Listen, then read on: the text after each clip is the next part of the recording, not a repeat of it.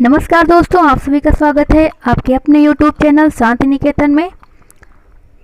आप सबको पता है हिंदी व्याकरण की क्लासें शुरू हो चुकी हैं और जिसमें पहला वीडियो हमने पढ़ा दिया है हिंदी भाषा और व्याकरण का सामान्य परिचय। उस वीडियो में हमने ये बताया कि हिंदी भाषा क्या होती है और हिंदी भाषा की उत्पत्ति कैसे कहाँ से हुई और धीरे धीरे कैसे हिंदी भाषा का विकास हुआ। और इसके साथ में ही हमने वहाँ पे लिपि और हिंदी भाषा की संवैधानिक स्थिति के बारे में भी बताया है। अगर आप सबको वो वीडियो अभी तक आपने नहीं देखा है तो हम डिस्क्रिप्शन बॉक्स में उसकी लिंक दे देंगे, आप वहां से ले जाकर उसे देख लीजिएगा। इसके साथ ही आज हम अपना आगे का वीडियो शुरू करेंगे ग्रामर के तहत। आज हम पढ़ेंगे वर्ण। सबसे पहला चैप्टर ही है हिंदी व्याकरण का, क्योंकि हम जानते हैं हिंदी व्याकरण को 3 भागों में हम बांट सकते हैं। पहला तो हो जाता है पहला हो जाता है वर्ण विचार, दूसरा है शब्द विचार और तीसरा है वाक्य विचार। जिसमें से आप सबको पता होना चाहिए कि वर्ण विचार जो होता है, वर्ण विचार के ही अंतर्गत हम वर्णों के उच्चारण एवं बनावट का ज्ञान प्राप्त करते हैं और शब्द विचार के माध्यम से शब्दों की बनावट, उत्पत्ति एवं भेदों के बारे में हमें पता चलता है। इसके साथ ही वाक्य विचार के माध्यम से हम वाक्य के भेदों, वाक्य के प्रयोग तथा रचना आदि के बारे में जानकारी प्राप्त करते हैं और इन्हीं तीनों भागों के माध्यम से व्याकरण अपना सुधार कार्यक्रम चालू करता है। एक तरीके से हम इन्हें कह सकते हैं कि ये व्याकरण के 3 मंत्रालय हैं जिनके माध्यम से व्याकरण किसी भी भाषा में सुधार का कार्य करता है। तो आज हम हिंदी भाषा के तहत वर्ण विचार के तहत वर्ण को पढ़ेंगे, उसके बाद हम स्वर को देखेंगे। तो आइए हम देखते हैं कि वर्ण क्या होता है। वर्ण, जैसा कि हम जानते हैं कि भाषा, कुछ भाव हमारे मन में आएंगे, कुछ भावनाएं हैं जो हमारे मन में हैं, उन भावनाओं को हम व्यक्त करना चाहते हैं और व्यक्त किस में करेंगे? कुछ ध्वनियों के माध्यम से।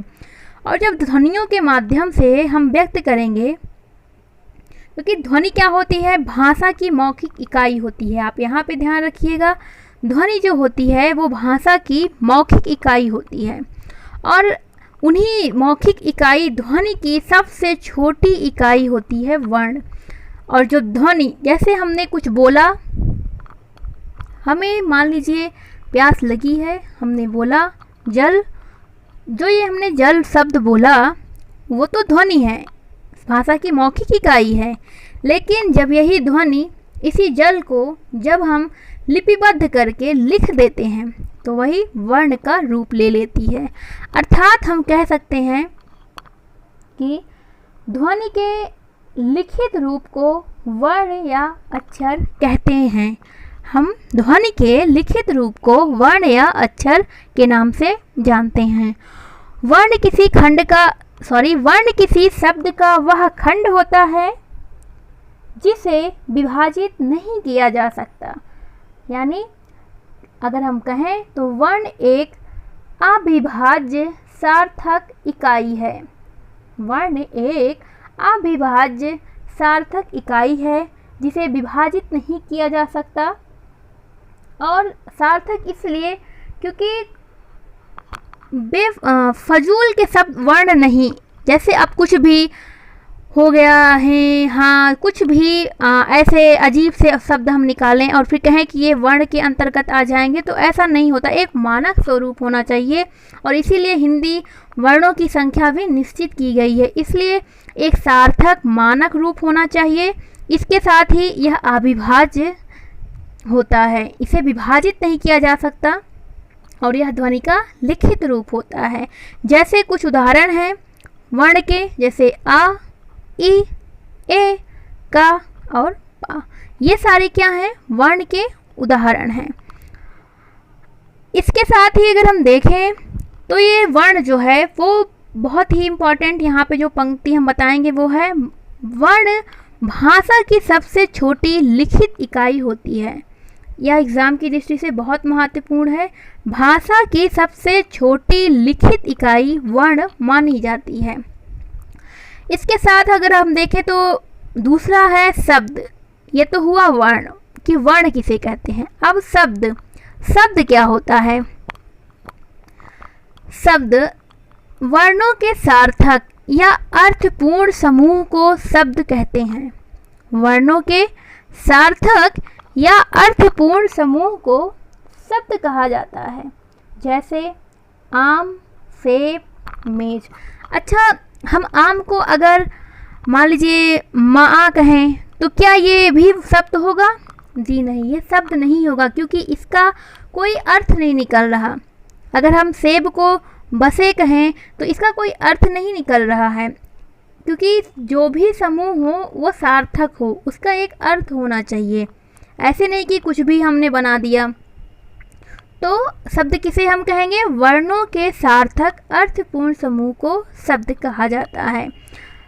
इसके साथ ही आगे हम देखेंगे, ये तो शब्द हुआ। अब वाक्य क्या होता है? भाषा की सबसे छोटी पूर्ण सार्थक इकाई। भाषा की पूर्ण सार्थक और एवं सबसे छोटी पूर्ण सार्थक इकाई जो है वो वाक्य कहलाती है। और वाक्य ही ऐसा एक साधन है जिसके माध्यम से हम अपने विचारों को स्पष्ट रूप में व्यक्त कर पाते हैं। जैसे अभी शब्द है, हमने शब्द के माध्यम से कहा तो आम हमने कहा, लेकिन अब कैसे पता चलेगा आम? अगर कोई व्यक्ति है वो आम शब्द बोलता है तो उससे हमें उसके विचार की संपूर्ण जानकारी नहीं हो पाएगी। अगर हमने तो लाकर आम दे दिया, क्या पता उसे आम खाना है या नहीं खाना। तो इस तरह अगर एक वाक्य पूरा होगा तो हम अपने विचारों को स्पष्ट रूप से व्यक्त कर पाते हैं। जैसे अब आम शब्द से हमें किसी व्यक्ति के पूर्ण विचार नहीं पता चल रहे कि वो आम बोल रहा है तो आम उसे खाना है इसलिए वो आम शब्द बोल रहा है, या फिर आम नहीं खाना इसलिए वो आम शब्द बोल रहा है। जब तक कि वह पूरा वाक्य नहीं बोलेगा हमें समझ में नहीं आएगा कि वो क्या कहना चाहता है। अतः वाक्य बहुत ही ज़रूरी हो जाता है हमारे विचारों को स्पष्ट रूप से व्यक्त करने के लिए। उसी के माध्यम से ही हमारी संपूर्ण जो विचार हैं, जो भावनाएं हैं, वो सार्थक रूप में व्यक्त हो पाती हैं। इस तरह हम देखते हैं कि व्याकरण के 3 विभाग हैं: वर्ण, शब्द एवं वाक्य। वर्ण विचार, शब्द विचार एवं वाक्य विचार। हमने बता ही दिया वर्ण विचार क्या होते हैं, शब्द विचार क्या होते हैं और वाक्य विचार क्या होते हैं। अगर आप एक बार फिर देखना चाहें तो आप एक बार फिर से देख लीजिए। वर्ण विचार जो होते हैं उसमें वर्णों के उच्चारण एवं बनावट का ज्ञान हम इनके माध्यम से प्राप्त करते हैं। दूसरा है शब्द विचार, जिसके माध्यम से शब्दों की बनावट, उसकी उत्पत्ति एवं भेदों के बारे में हमें पता चलता है। साथ ही वाक्य विचार के माध्यम से हम वाक्य के भेदों, वाक्य के प्रयोग एवं रचना आदि के बारे में जानकारी प्राप्त करते हैं। तो इस तरह ये व्याकरण के 3 विभाग, या फिर कह सकते हैं कि 3 मंत्रालय के रूप में कार्य करते हैं, जो कि व्याकरण के माध्यम से किसी भी भाषा को एक सुव्यवस्थित मानक स्वरूप प्रदान करते हैं। आगे हम देखेंगे कुछ महत्वपूर्ण तथ्य हैं जो परीक्षा के दृष्टिकोण से बहुत ही इम्पोर्टेंट हैं और अक्सर एग्जाम में इन सभी बिंदुओं को पूछ लिया जाता है। जिसमें पहला कथन है, भाषा की सबसे छोटी इकाई। पूछा जाता है कि भाषा की सबसे छोटी इकाई क्या होती है। देखिए, बहुत कन्फ्यूजन अभी इसमें क्रिएट होगा, आप बहुत ध्यान से समझिए। भाषा की सबसे छोटी इकाई पूछा गया है, सबसे छोटी इकाई, ना ही लिखित ना ही मौखिक, डायरेक्ट भाषा की सबसे छोटी इकाई अगर पूछता है तो हम बताएंगे कि भाषा की सबसे छोटी इकाई जो है वो है वर्ण। वर्ण भाषा की सबसे छोटी इकाई कहलाती है। अगला है, भाषा की सबसे छोटी लिखित इकाई किसे कहते हैं, तो वो भी वर्ण है। अगला है, उच्चारण की दृष्टि से भाषा की सबसे छोटी इकाई या मौखिक इकाई किसे कहा जाता है। तो यहाँ पे दोस्तों समझने वाली बात है, क्योंकि यहाँ पे सबसे छोटी इकाई तो पूछा है लेकिन उच्चारण की दृष्टि से मौखिक इकाई पूछा है। तो हम जानते हैं, पहले हम अपने विचारों को सबसे पहले व्यक्त करते हैं ध्वनियों के माध्यम से, इसीलिए भाषा की सबसे पहली मौखिक इकाई जो होती है वो ध्वनि होती है। इसके बाद हम देखेंगे, सार्थकता की दृष्टि से भाषा की सबसे छोटी इकाई किसे कहा जाता है? तो यहाँ पे होगा, अभी जैसे अगर हमने कहा यहाँ पे वर्ण क्यों नहीं हो सकता, सार्थकता की दृष्टि से भाषा की सबसे छोटी इकाई वर्ण क्यों नहीं हो सकता? क्योंकि अगर हमने कोई वर्ड बोला, का बोला, माँ बोला, पा बोला, कुछ भी बोला, तो इससे हमें एक अर्थ नहीं निकलेगा, इसका कोई अर्थ नहीं निकलेगा। कोई माँ बोला, टा बोला, चा बोला, तो इसका अर्थ नहीं निकल रहा। इससे हमें किसी के विचारों के बारे में जानकारी प्राप्त नहीं होगी कि वो कहना क्या चाहता है। तो अगर हमें जानकारी सच में प्राप्त करनी है तो एक पूर्ण वाक्य बनना चाहिए, जो कि बना आ से आम। तो यह एक सार्थक शब्द है, इसका कुछ अर्थ निकलता है, लेकिन सिर्फ आ शब्द का कुछ अर्थ हम नहीं निकाल सकते। लेकिन अगर यही आ न कहकर आम कह दिया जाए तो हम इसका सार्थक अर्थ निकाल सकते हैं। इसलिए सार्थकता की दृष्टि से भाषा की सबसे छोटी इकाई जो होती है वो होती है शब्द। अगला है जो कि एग्जाम्स में बहुत ज़्यादा पूछता है, अर्थ के आधार पर। अर्थ के आधार पर भाषा की सबसे छोटी इकाई किसे कहा जाता है? तो आप समझिए, क्योंकि अर्थ सेम वही चीज़ें हैं, सार्थकता और अर्थ दोनों में ही शब्द होगा, क्योंकि किसी भी वर्ण का एक सार्थक अर्थ नहीं निकलता, अर्थ निकलता है तो शब्द का ही। और इसीलिए अर्थ के दृष्टिकोण से भी भाषा की सबसे छोटी इकाई जो है वो शब्द मानी जाती है। इसके बाद है भाव या भावार्थ के आधार पर भाषा की सबसे छोटी इकाई किसे कहा जाता है? तो जैसा कि पूछा गया है, अब यहाँ पे शब्द भी शब्द क्यों नहीं होना चाहिए था? आप सबके मन में ये बात आएगी कि यहाँ पे शब्द क्यों नहीं होता। शब्द का भी तो अर्थ निकलता है, लेकिन दोस्तों शब्द का केवल अर्थ निकाल हम सकते हैं, भावार्थ नहीं निकाल सकते। इसीलिए अगर किसी भी पंक्ति का, किसी भी भाव का, किसी भी चीज़ का अगर भावार्थ हमें निकालना है, उसका भाव व्यक्त करना है, तो हमें सबसे छोटी भाषा की इकाई जो है वो वाक्य दिखाई देती है, वो है वाक्य। अगला है हमारा, भाषा की व्याकरणिक योग्यता प्राप्त सबसे छोटी इकाई किसे कहते हैं? तो वह है पद। और सबसे अगला है, भाषा की पूर्ण सार्थक इकाई किसे कहा जाता है? तो वह होती है वाक्य। और इसे हमने वाक्य का भी, जब वाक्य की डिफिनीशन बताया था हमने, तब भी हमने आपको बताया था।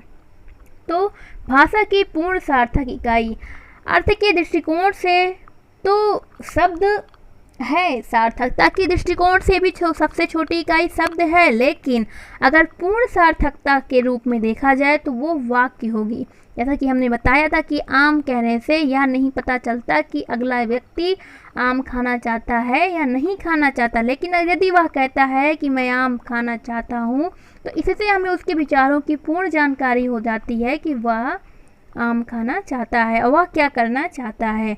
तो इस तरह अगर हम देखें तो भाषा की पूर्ण सार्थक इकाई जो होती है वह वाक्य होती है।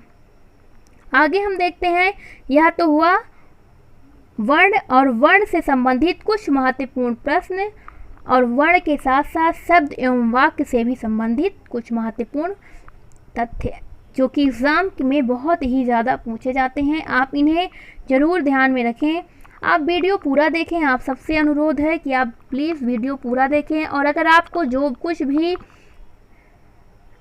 समझ में नहीं आ रहा हो आप कमेंट्स के ज़रिए हमसे पूछ सकते हैं। और अगर आपको कुछ इसमें और इम्प्रूव चाहिए, या फिर अगर आपको कुछ और जो भी नहीं समझ में आ रहा है, आप हमें कमेंट करें, हम आपकी समस्याओं का समाधान अवश्य करेंगे।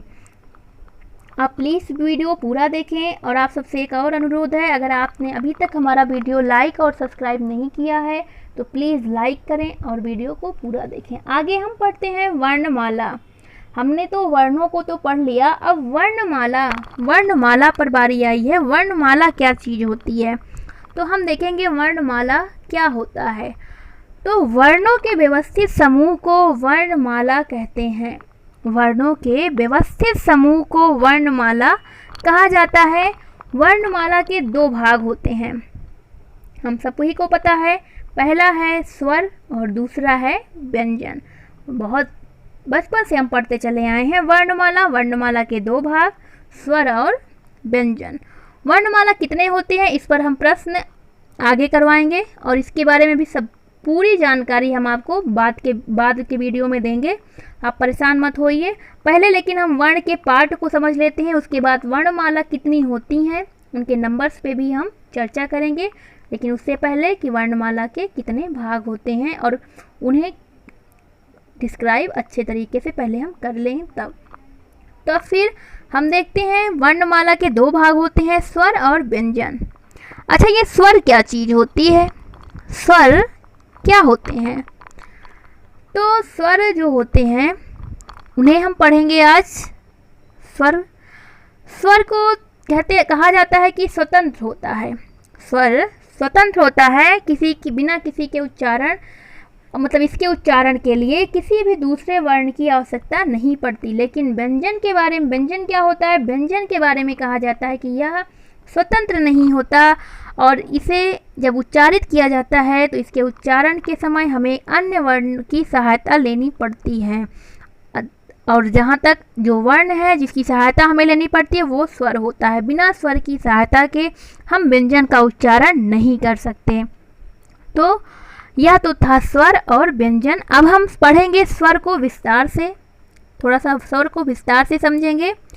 स्वर किसे कहते हैं, स्वर के प्रकार और उसके नंबर्स पे, उस कितने स्वर होते हैं उस पे हम चर्चा करेंगे।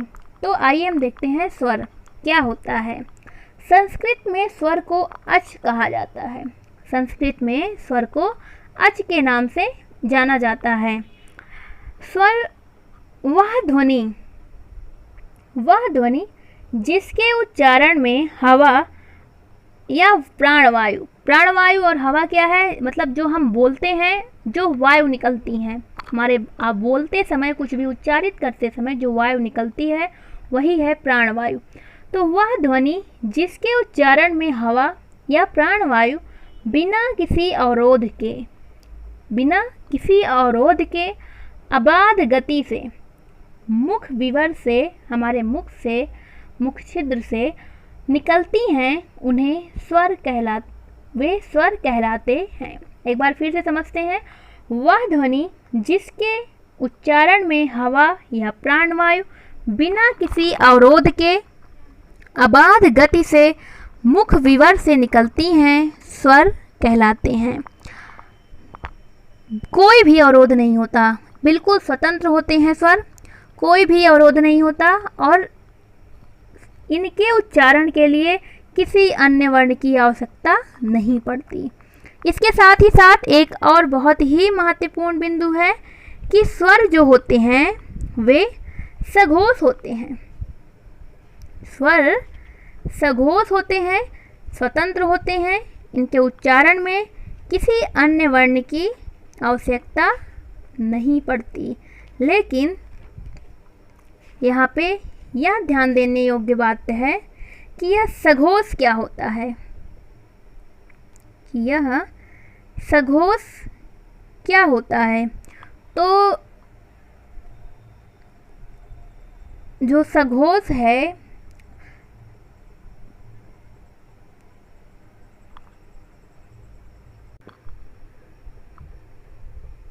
सघोष हम कह सकते हैं कि सघोष जिन ध्वनियों के उच्चारण में नाद का प्रयोग होता है उन्हें सघोष कहते हैं, और जिन ध्वनियों के उच्चारण में नाद की जगह श्वास का प्रयोग होता है उसे अघोष वर्ण कहते हैं। तो यह तो थे घोष, सघोष, बस ऐसे ही थोड़ा सा समझने के लिए। तो आप यह जानते रहिए कि स्वर क्या होते हैं, सघोष होते हैं, सभी स्वर सघोष होते हैं। आगे हम देखते हैं स्वरों की संख्या। हम देखेंगे स्वरों की संख्या कितनी होती है, स्वर की संख्या कितनी होती है। तो मानक रूप में स्वरों की संख्या 11 होती है, जो कि हमारे जो व्याकरण विद हैं जिन्होंने बहुत ही अच्छा व्याकरण ग्रंथ लिखा है, कामता प्रसाद गुरुजी, उनके अनुसार स्वरों की संख्या मानक रूप में 11 होती है और वे हैं अ, आ, ई, उ, री, ए, ओ, औ। ये इतने स्वर हैं हमारे हिंदी भाषा के मानक स्वरूप के अनुसार। मानक स्वरूप के अनुसार हमारे स्वरों की संख्या ये है। लेकिन मूल भाषा संस्कृत में अगर हम देखें दोस्तों, तो मूल भाषा संस्कृत में जो है स्वरों की संख्या 13 है। वहाँ पे स्वरों की संख्या 13 है। और कौन सी दो संख्या है जो दो स्वर हैं जिनकी वृद्धि हो जाती है, तो वो अगर हम देखें तो जो री है वही बड़ी री, उसका जो रूप है बड़ी री, वही एक वो, और दूसरा एक है री, बड़ी री, दीर्घ री जिसे हम कहते हैं, दीर्घ री और री। ये दो संस्कृत में होते हैं, जिसकी वजह से संस्कृत में स्वरों की संख्या 13 मानी जाती है। लेकिन हिंदी में हमारे स्वरों की संख्या जो है वो 11 होती है। मानक स्वरूप के अनुसार संख्या 11 होगी और मूल भाषा संस्कृत में स्वरों की संख्या 13 होती है। बिल्कुल भी इसमें कंफ्यूज होने की ज़रूरत नहीं है। लेकिन अब हम ये कहेंगे कि हम अंग और अह ये भी तो पढ़ते हैं स्वर में, इनको क्यों नहीं गिना गया? तो दोस्तों अंग और आह जो हैं वो स्वर नहीं हैं, उनकी गिनती स्वरों में नहीं की जाती है, वह अयोगवाह ध्वनियाँ होती हैं। यह जो है अंग और आह, यह अयोगवाह ध्वनियाँ हैं। अब अयोगवाह ध्वनियाँ क्या होती हैं? तो अगर हम देखें अयोगवाह ध्वनियाँ जो हैं, अयोगवाह अगर हम इसे देखें तो इसमें 3 शब्द हैं, अ प्लस योग, सॉरी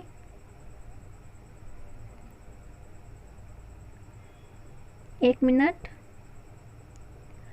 अ प्लस योग और वाह। तो अयोग वाह में 3 वर्ण हैं, 3 शब्द हैं, आ है, योग है और वाह है। वाह का यहाँ अर्थ है वहन करना। तो अयोग वाह का अर्थ यह होता है कि वे वर्ण जो जुड़कर वहन नहीं करते। किसके साथ जुड़कर वहन नहीं करते? व्यंजनों के साथ। ऐसे वर्ण जो व्यंजनों के साथ जुड़कर वहन नहीं करते वे अयोग वाह कहलाते हैं। इनका प्रयोग सिर्फ और सिर्फ स्वरों के लिए होता है, यह सिर्फ स्वरों पर इनका प्रयोग होता है और इसीलिए यह अयोगवाह ध्वनियाँ हैं। अंग और आह अयोगवाह ध्वनियाँ हैं, जिनमें से अंग जो है वह है अनुस्वार और जो आह है वह है विसर्ग। आह विसर्ग है,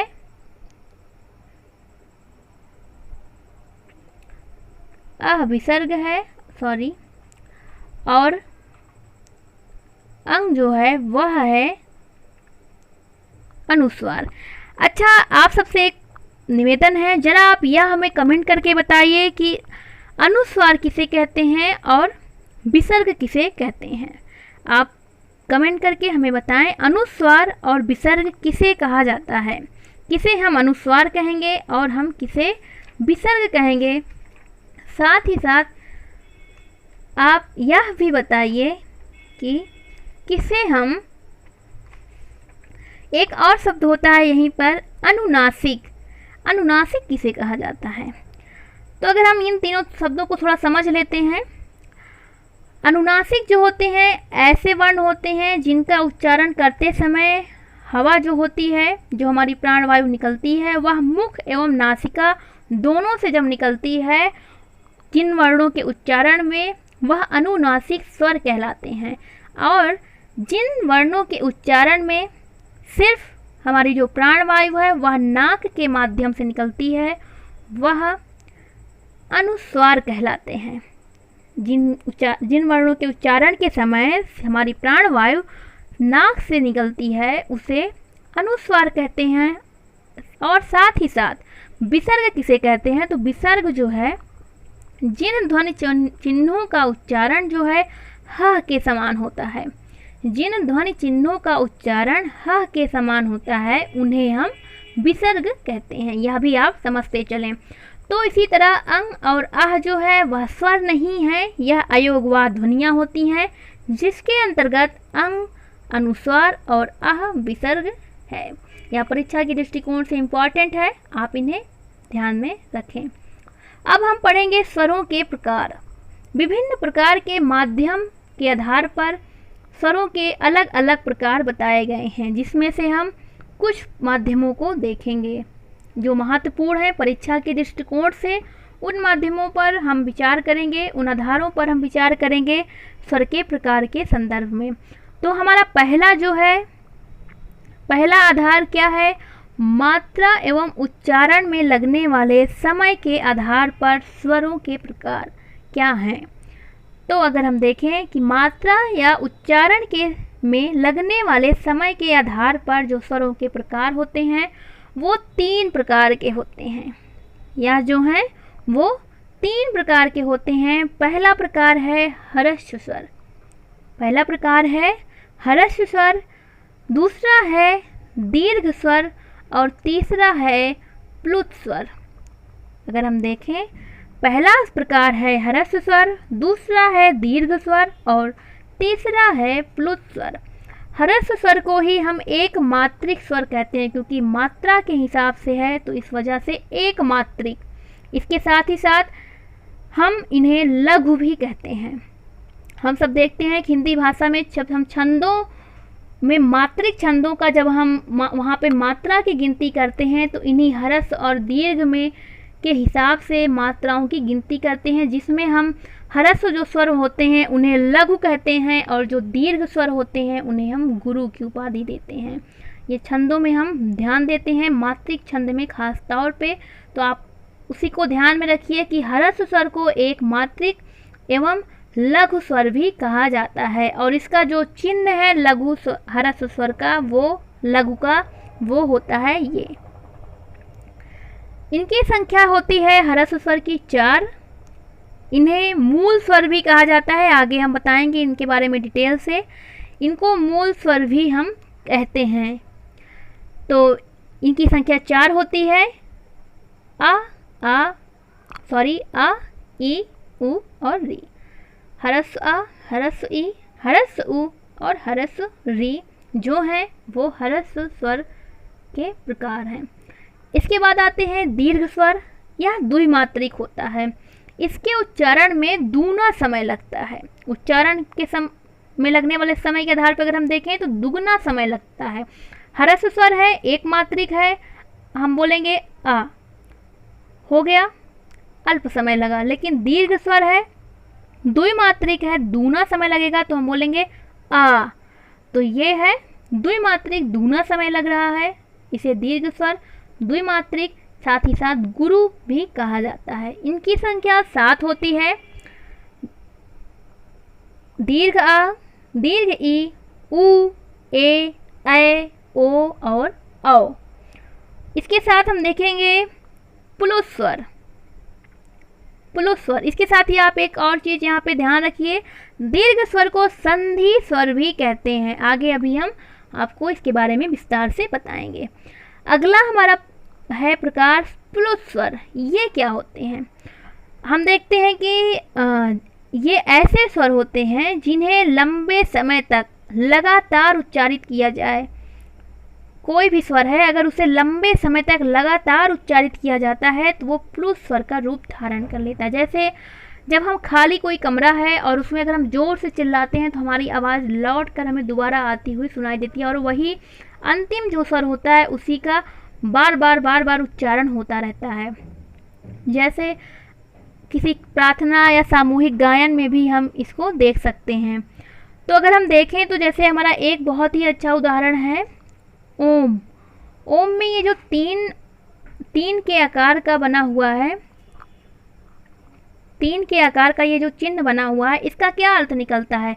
हम जाहिर सी बात समझते हैं कि प्लुत स्वर जो होता है वो त्रिमात्रिक होता है, और त्रिमात्रिक होता है तो इसका तात्पर्य यह है कि इसमें ह्रस्व एवं दीर्घ के अपेक्षा इसके उच्चारण में हमें तिगुना समय लगता है और इसी वजह से जो ओम शब्द है इसके बीच में जो ये 3 आकार का चिन्ह बना हुआ है, इसका तात्पर्य यह होता है कि ये जो ओ है, ये जो ओ शब्द है, एक बार ओ के उच्चारण में जितना वक्त लगता है उतने ही समय हमें 3 बार ओ को उच्चारित करना है। और इसीलिए ओ के बीच में ये 3 प्रकार की आकृति बनी है, क्योंकि ये प्लुत स्वर होता है और ये त्रिमात्रिक होता है और इसीलिए हम ओम का उच्चारण थोड़ा दीर्घ करके करते हैं। और इनकी जो संख्या होती है वो 8 होती है। यहाँ पे ह्रस्व आ और साथ ही साथ 7 दीर्घ स्वर मिलकर प्लुत स्वर में बदल जाते हैं। जैसे कोई भी है, जैसे हम कोई व्यक्ति दूर खड़ा हुआ है और हम उसे बुलाते हैं ए, तो ए के बाद जो ये ए ध्वनि निकलती है वो प्लुत स्वर ही बन जाती है। जैसे हमने बुलाया किसी को ए बुलाया, तो ये जो चिन्ह बना, ये जो चिन्ह बन रहा है वो प्लुत स्वर का चिन्ह होता है। इसीलिए हम ओम जब उच्चारित करते हैं तो ओम तिगुना समय हमें लग रहा है। तो यह था प्रकार। ये देखिए आप, ए, जब हम किसी को बुला रहे हैं ए, तो ये जो चीज़ें हैं वो किसके निशान हैं?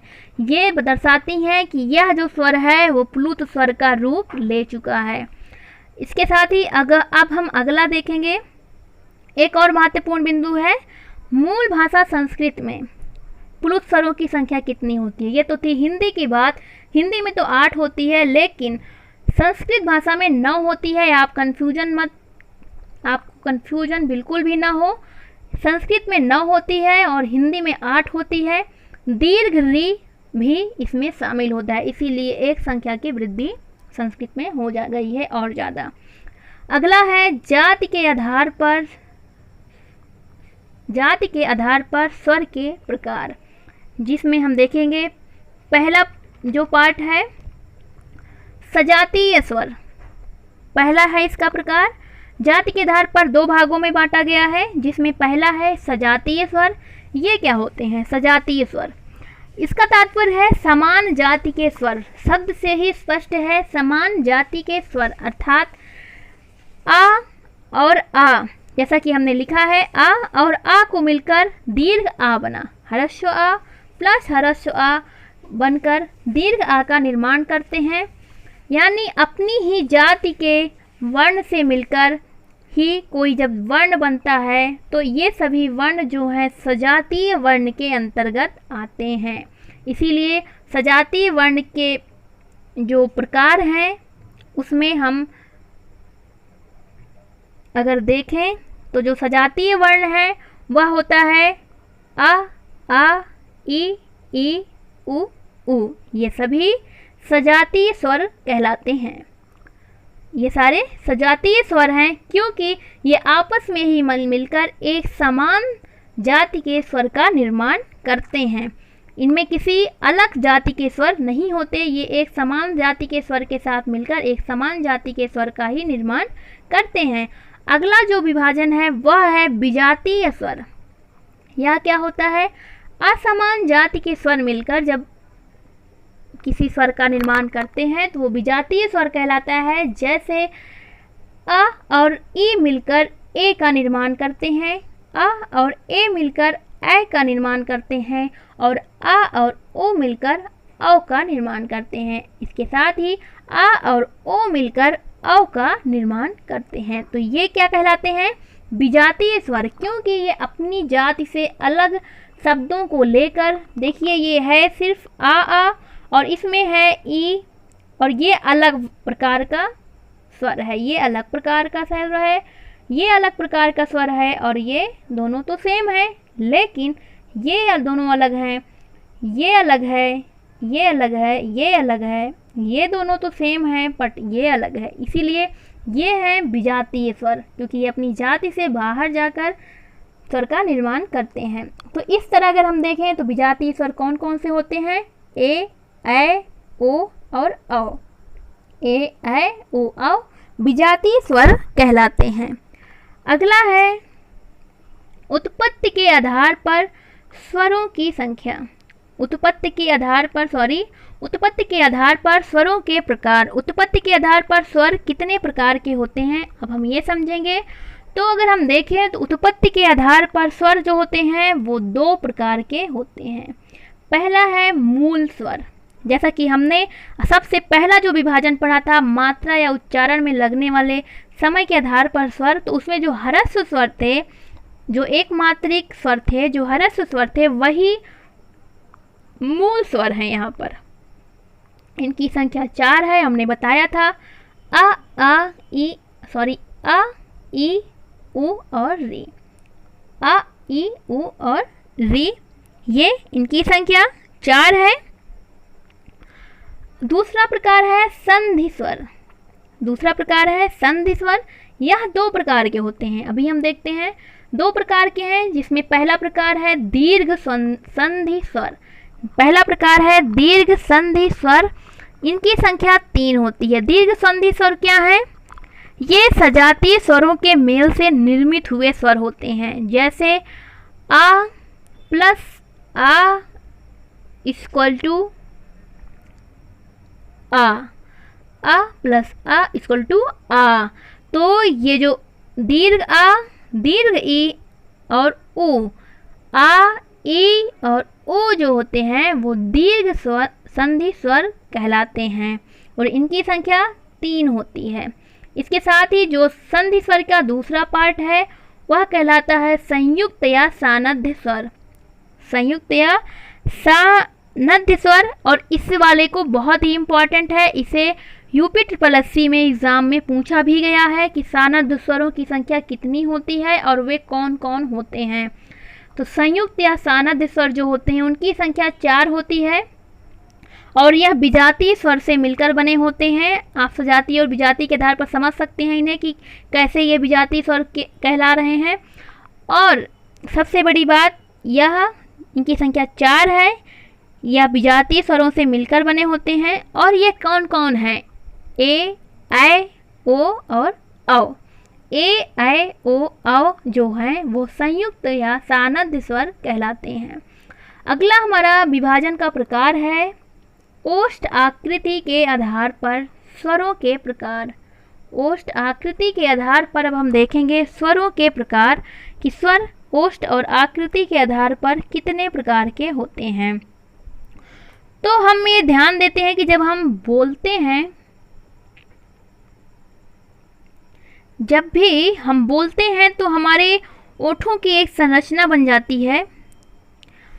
हम जैसे हमने कोई वर्ण बोला, ओ बोला तो हमारे ओंठ जो हैं थोड़ा वृत्ताकार रूप में आ जाते हैं। ई बोला तो थोड़ा सा और चौड़े हो जाते हैं, मतलब अवृत्ताकार। तो वही प्रकार है। पहला है वृत्ताकार या वृत्तमुखी स्वर, अर्थात ये ऐसे स्वर हैं जिन्हें जब हम उच्चारित करते हैं तो हमारे जो ओठों की आकृति है वो थोड़ा सा वृत्ताकार रूप धारण कर लेती है। तो जो स्वर हम उच्चारित करते समय वृत्ताकार आकृति हमारी ओष्ठ धारण कर लेती है उन्हें वृत्तमुखी या वृत्ताकार स्वर कहते हैं। और वो हैं उ, ऊ, ओ, औ। उ, ऊ, ओ, औ। हम इन्हें अगर बोल के भी देखें तो प्रैक्टिकली हम समझ सकते हैं कि ये वृत्ताकार स्वर कहलाते हैं। दूसरा है अवृत्ताकार या अवृत्तमुखी स्वर। ये जाहिर सी बात ऐसे स्वर हैं जिनके उच्चारण के समय हमारे ओष्ठ आकृति जो है वो वृत्ताकार नहीं होती। तो वह है अ, आ, ई, री, ए, ऐ। तो हम प्रैक्टिकली बोलकर भी समझ सकते हैं, बोलकर भी हम देख सकते हैं, जैसे आ, ई, री, ए, ऐ। तो हमारे ओष्ठ जो है उनकी आकृति वृत्ताकार नहीं हो रही है। तो इस तरह से यह जो है वह आवृत्तमुखी या आवृत्ताकार स्वर कहलाते हैं। अगला जो है एक वर्ड मिलता है आ, जिस पर ऐसे अर्धचंद्र बिंदी, इसे बोलते हैं अर्धचंद्र बिंदी। इस पे जो अर्धचंद्र बिंदी बनी हुई है ये अधिकतर अंग्रेजी भाषा के जो विदेशी भाषा के जो शब्द आए हुए हैं उनमें यह अधिकतर प्रयोग होता है। इसे हम आगम स्वर भी कहते हैं। इसे आगम स्वर भी कहा जाता है, क्योंकि यह अधिकतर अंग्रेजी या विदेशी भाषाओं का स्वर है। और लेकिन अगर हम देखें तो इसके भी उच्चारण के समय हमारे ओष्ठ की आकृति क्या होती है, वृत्ताकार हो जाती है। हालांकि इन्हें स्वरों में नहीं गिना जाता, लेकिन कभी कभी एग्जाम में इनकी आकृति के आधार पर इसको पूछ लेता है कि उच्चारण स्थान। तो आप जानते रहिए कि इसके भी उच्चारण के समय ओष्ठ की आकृति जो है वृत्ताकार हो जाती है। तो आ जो है वह भी वृत्ताकार होता है। अगला हम देखेंगे उच्चारण स्थान के आधार पर स्वरों के प्रकार। उच्चारण स्थान के आधार पर स्वरों के प्रकार क्या हैं? तो हम बोलकर जैसे देखें तो हमारे कुछ उच्चारण स्थान हैं, जैसे कंठ, तालु, मूर्धन्य, ओष्ठ, कंठ तालव्य। कंठ तालव्य कंठ और तालु से मिलकर कंठ तालव्य बनता है। कंठोष्ठ, कंठ और ओष्ठ को मिलाकर कंठोष्ठ बनते हैं। तो इन उच्चारणों स्थान के आधार पर कौन कौन से स्वर कौन सा उच्चारण स्थान से उच्चरित होते हैं, यह हमें देखना है। एग्जाम की दृष्टि से यह भी बहुत ही इम्पोर्टेंट है। कंठ, कंठ से हम बोलकर देखें आ, ये कहाँ से उच्चारित हो रहे हैं? कंठ से। तो कंठ से आ। तालु ई, मूर्धन्य री, ओष्ठ उ। कंठ तालव्य। अब हम देखते हैं कंठ और तालव्य, क्योंकि हम जानते हैं कि ए जो है वह आ और ई से मिलकर बना होता है, और आ का उच्चारण स्थान क्या है? कंठ, और ई का उच्चारण स्थान क्या है? तालु, और इसीलिए ए का उच्चारण स्थान क्या होगा? कंठ तालव्य। तो इसी तरह कंठ तालव्य क्या है कि कंठ तालव्य के आधार पर कौन से स्वर हैं? ए, ऐ। और इसी तरह होता है कंठ ओष्ठ ओ, क्योंकि ओ जो है वो आ और उ से मिलकर बना होता है। आ का उच्चारण स्थान है कंठ, उ का उच्चारण स्थान है ओष्ठ, इसीलिए ओ का उच्चारण स्थान हो जाएगा कंठोष्ठ। और इसी तरह ओ और औ दोनों का उच्चारण स्थान क्या है? कंठोष्ठ। एक बार फिर से देखेंगे, कंठ है आ, तालु ई, मूर्धन्य री, ओष्ठ उ, कंठ तालव्य ए, कंठोष्ठ ओ औ। तो यह था उच्चारण स्थान के आधार पर। आगे हम देखेंगे जीभ की क्रियाशीलता के आधार पर स्वर के प्रकार। ये सभी इम्पोर्टेंट है, आप बिल्कुल भी धैर्य धारण करके पूरा वीडियो देखें। बहुत ही ज़्यादा ये परीक्षा की दृष्टिकोण से इम्पोर्टेंट है और एक भी बिंदु छूटेगा नहीं, आप बिल्कुल भी परेशान ना हो। ये प्रकार हम देखते हैं, इसमें 3 प्रकार के होते हैं, अग्र स्वर, मध्य स्वर और पश्च स्वर।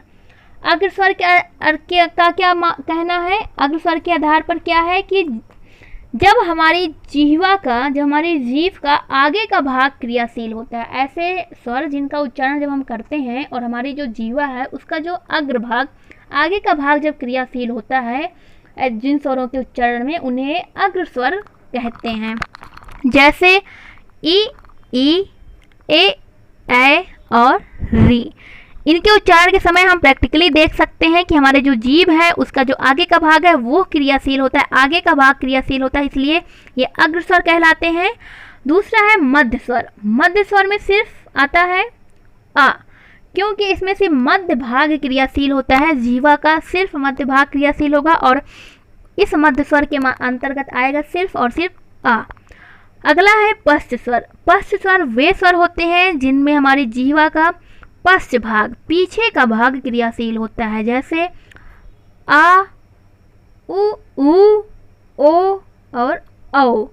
तो आ, उ, ओ, औ ये जो है वो है पश्च स्वर। इनका जब हम उच्चारण करते हैं तो प्रैक्टिकली हम देख सकते हैं कि हमारे जीवा का पीछे का भाग पश्च भाग क्रियाशील हो रहा है। तो इस तरह जीभ की क्रियाशीलता के आधार पर स्वरों की संख्या 3 है। आगे हम देखेंगे तालु की स्थिति के आधार पर स्वरों की संख्या। तालु की स्थिति के आधार पर स्वरों की संख्या अगला बिंदु है, लास्ट बिंदु है। इसमें 4 प्रकार के होते हैं, 4 प्रकार के होते हैं स्वर। पहला है समृत, इसमें आप थोड़ा सा समझिए, समृत। दूसरा है अर्धसमृत, तीसरा है विवृत, चौथा है अर्धविपरीत। तो आप थोड़ा समझिए, जिन स्वरों के उच्चारण में, ऐसे स्वर जिनका उच्चारण करते समय मुख द्वार, हमारा मुख द्वार लगभग बंद रहता है। बिल्कुल, जब हम बोल रहे हैं तो हमारा जो मुख द्वार है, हमारा मुख द्वार है जो बंद रहेगा, तो ऐसे जो स्वर होते हैं वो समृद्ध स्वर कहलाते हैं। जैसे हम प्रैक्टिकली देख सकते हैं, ई उ री, ई उ री। तो जब इनका हम उच्चारण करते हैं तो हमारा मुख द्वार जो होता है वो लगभग बंद रहता है, इसीलिए इन्हें समृद्ध स्वर कहते हैं। इनकी संख्या 5 होती है और ये बहुत ही ज़्यादा एग्जाम्स में पूछता है कौन सा स्वर समृद्ध है, कौन सा अर्ध समृद्ध, कौन विपरीत और कौन सा अर्ध विपरीत। अगला है अर्ध समृद्ध स्वर। ऐसे स्वर जिनके उच्चारण के समय मुख द्वार जो होता है लगभग आधा बंद होता है, उन्हें अर्ध विपरीत स्वर कहते हैं। जैसे ए औ। इनके उच्चारण के समय हम देखते हैं कि हमारा जो मुख द्वार है वो आधा बंद रहता है और इसीलिए इसे अर्ध समृद्ध स्वर कहते हैं। अगला प्रकार है विपरीत स्वर। विपरीत स्वर क्या है? उच्चारण के समय हमारा मुख द्वार जो है वह पूर्ण रूप से खुला रहता है, और जब पूर्ण रूप से खुला रहेगा तो वो कहलाएगा विपरीत स्वर, जो है जिसका उदाहरण है आ को जब हम उच्चारित करते हैं तो हम प्रैक्टिकली देख सकते हैं कि इसके उच्चारण के समय हमारा मुख द्वार पूरा खुला हुआ है। तो विपरीत स्वरों में सिर्फ आता है आ। आगे है अर्धविपरीत स्वर। अर्धविपरीत स्वर कौन होते हैं? वे स्वर जिनके उच्चारण के समय मुख द्वार जो है वो आधा खुला रहता है, उन्हें कहते हैं अर्धविपरीत स्वर। तो उसमें आएगा आ, ए और औ। हरस आ, ऐ और औ जो है वो अर्धविपरीत स्वर कहलाते हैं। इनके उच्चारण के समय मुख द्वार जो रहता है वो लगभग आधा खुला रहता है। अब दोस्तों आप सबके लिए कुछ प्रश्न हैं, आप उन्हें ज़रूर करें और उनके उत्तर दें। तो प्रश्न है आप सबसे कि आप इसका उत्तर दें।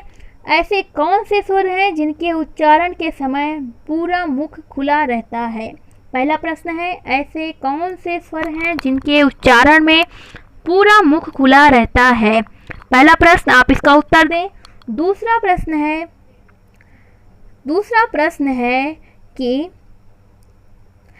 ऐसा कौन सा स्वर है, पूरे स्वरों में ऐसा कौन सा स्वर है जिसकी कोई मात्रा नहीं होती, अर्थात कौन सा स्वर है जो अमात्रिक स्वर कहलाता है? आप सबके लिए प्रश्न है, प्रश्न पर ध्यान दें और आप सबको इन प्रश्नों का उत्तर देना है। इसके साथ ही एक प्रश्न और है, उसका भी उत्तर आपको देना है। वह प्रश्न यह है कि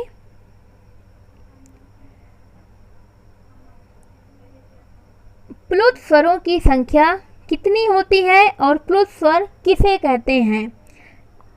हमें आपके उत्तरों का इंतज़ार रहेगा ताकि हमें समझ में आए आपको हमारा वीडियो कितना पसंद आया, ताकि अगर आपको कोई दिक्कत हो रही है समझने में, आप हमें कमेंट करके ज़रूर बताएं, हम आपकी समस्याओं का समाधान करेंगे। इसके साथ ही अगर अभी तक आपने वीडियो लाइक नहीं किया तो प्लीज़ लाइक करें और आगे हम मिलेंगे। हमारा अगला जो टॉपिक है व्यंजन, अगला टॉपिक हमारा है व्यंजन। हम व्यंजन के बारे में विस्तार से पढ़ेंगे कि व्यंजन किसे कहते हैं, व्यंजन के प्रकार, वर्गीकरण इत्यादि को हम अच्छे से देखेंगे। हमारे वर्ण विचार के अंतर्गत अगला टॉपिक चलेगा व्यंजन, जिस पर हमारी चर्चा रहेगी। हमारा वीडियो अगला है व्यंजन। आप क्लास मिस ना करें, पूरा वीडियो देखें और लाइक करें, सब्सक्राइब करें, शेयर करें। मिलते हैं अगले वीडियो के साथ। धन्यवाद।